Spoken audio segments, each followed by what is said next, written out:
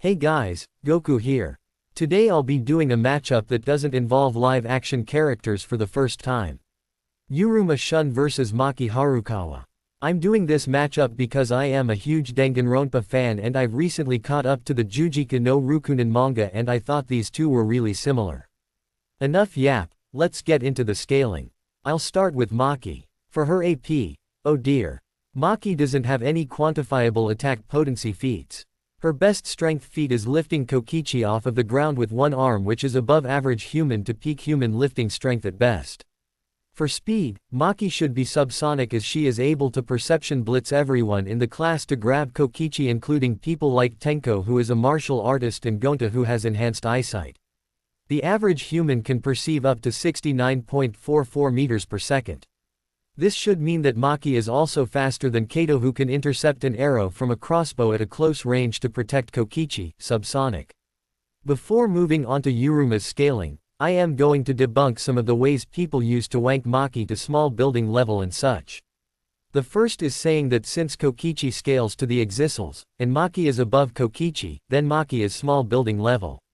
This is such monkey-brained logic that it genuinely baffles me. First of all, Kokichi does not scale to the exisals physically in any way, shape, or form.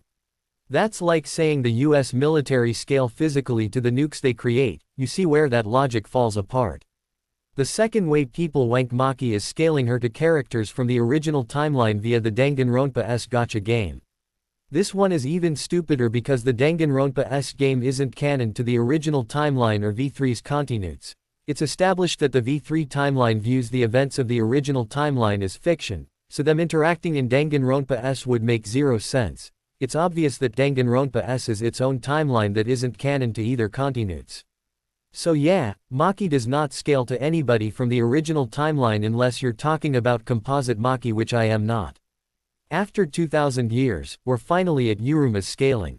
To start with his AP, he is above Gano, who can break off a piece of a wall and also crack a wall with his face.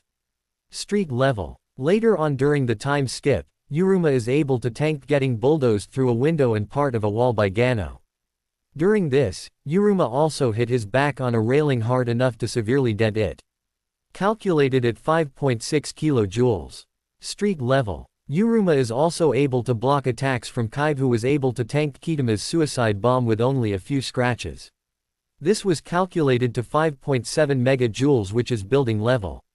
For speed, Uruma is able to completely perception blitz Kuga, which is subsonic.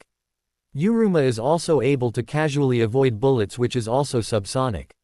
So if it wasn't obvious already, Uruma absolutely bodies Maki in a fight. Maki has no attack potency feats, and I already debunked the wank that fans use to get her to small building level.